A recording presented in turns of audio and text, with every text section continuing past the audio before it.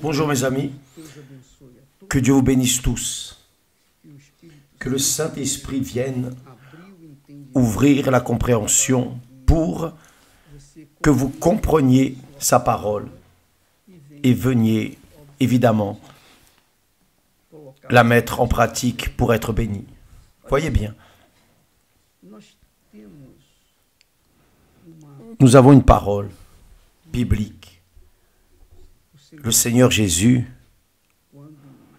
lorsqu'il a été abordé par un père qui était affligé pour son fils, qui était possédé, était muet,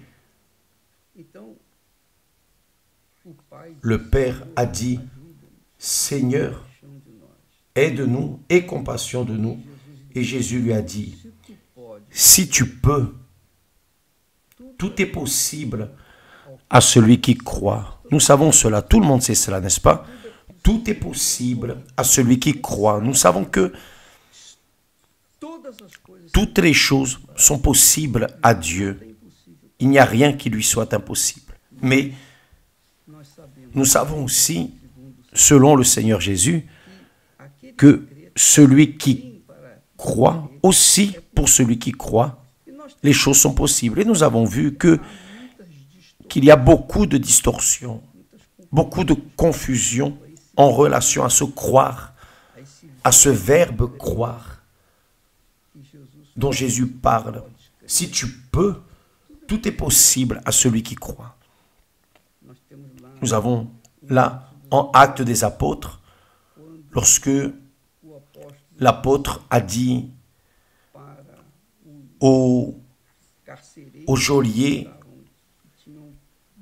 qu'il avait emprisonné, il a dit, le geôlier s'est converti et a dit, va, parce que ta foi t'a sauvé. Si tu crois, tu seras sauvé, toi et ta maison. Crois dans le Seigneur Jésus et tu seras sauvé, toi et ta maison, ta famille. Mais dans la pratique, nous avons vu que la famille n'est pas toujours sauvée. Certains êtres chers sont à la dérive. Mais pourquoi est-ce que cela, dans la pratique, n'arrive pas? Pourquoi est-ce que la famille n'est pas véritablement, entièrement convertie? Donc, nous allons voir la chose suivante. Le verbe croire, pour que tout soit possible, il faut croire. Mais quel est ce croire? Ce verbe, lorsqu'il a été écrit dans l'original grec, il n'est pas adéquat. Il n'y a pas une traduction adéquate pour certaines langues. Nous voyons ici, dans notre Bible, dont nous avons l'interprétation, elle dit, l'original grec ne possède pas une traduction adéquate pour certaines langues. Par exemple, en portugais, elle ressemble croire et considérer se confondent dans l'original grec. Dans l'anglais, en anglais, non. En anglais, c'est believe. Donc, believe, c'est croire ou considérer. Mais du point de vue spirituel, nous avons vu qu'il y a beaucoup de confusion, distorsion en relation au verbe croire.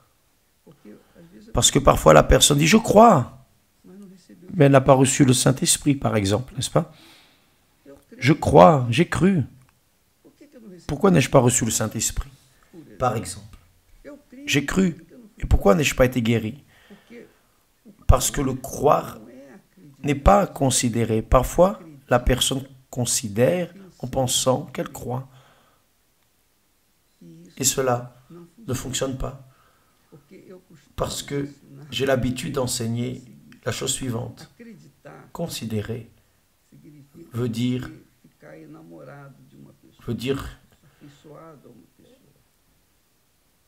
être fiancé à une personne, mais croire, quand vous croyez dans une personne, la personne se lance, elle se livre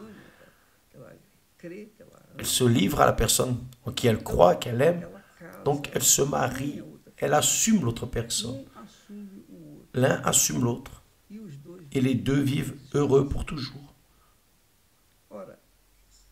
Pensez bien en relation à la foi. Vous dites que vous croyez dans le Seigneur Jésus, mais votre vie est un fracas, une honte, et vous menez cette croyance, vous avez vécu cette croyance tout au long de votre vie, mais votre vie continue une tristesse. Vous savez cela. Donc, vous demandez, mais comment est-ce possible? Je crois dans la Bible, je suis croyant depuis de nombreuses années, c'est vrai. Mais le croire au sens spirituel, au sens originel, veut dire se lancer, se livrer, s'immerger 100%, esprit, âme et corps. Donc, la personne, en ne faisant pas cela, la parole de Dieu, en esprit, corps et âme, esprit, âme et corps, d'abord l'esprit, ensuite l'âme et le corps enfin, si elle ne s'immerge pas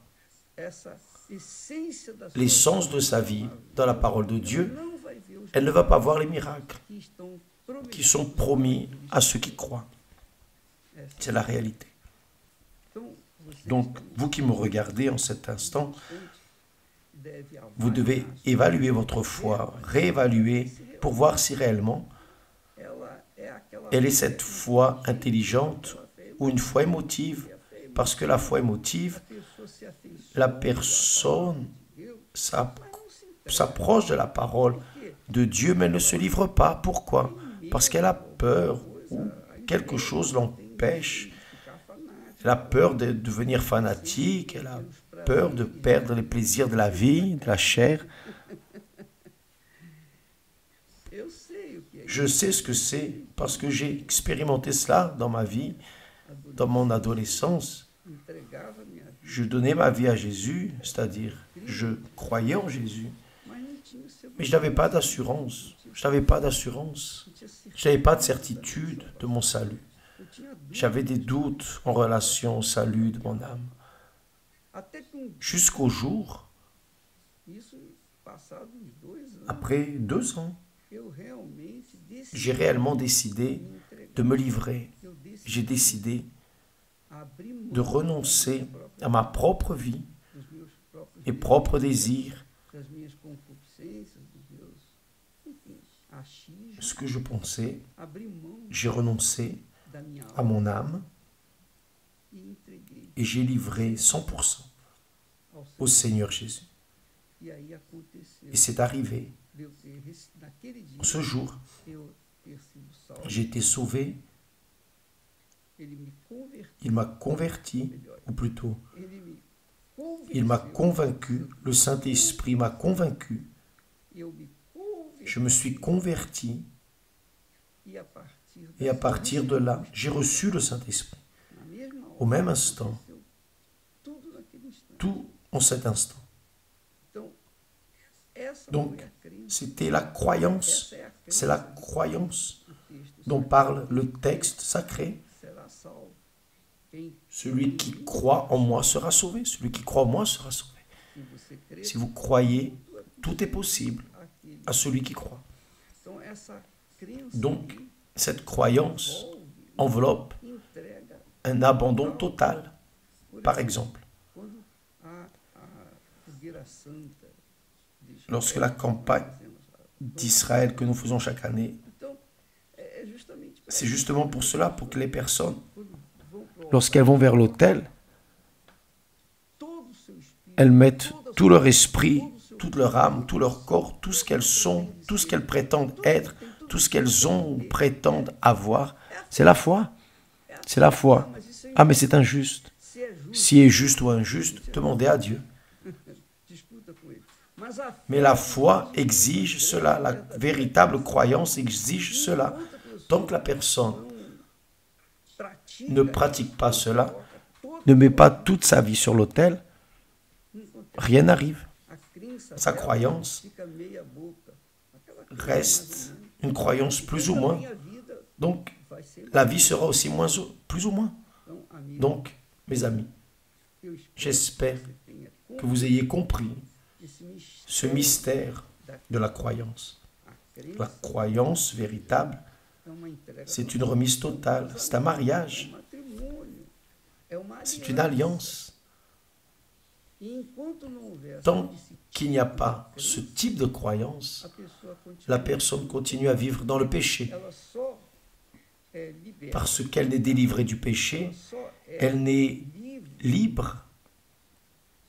Son âme n'est libre que lorsqu'elle se lance, lorsqu'elle se rend, lorsqu'elle plonge dans la parole de Dieu, dans la pratique, non la théorie.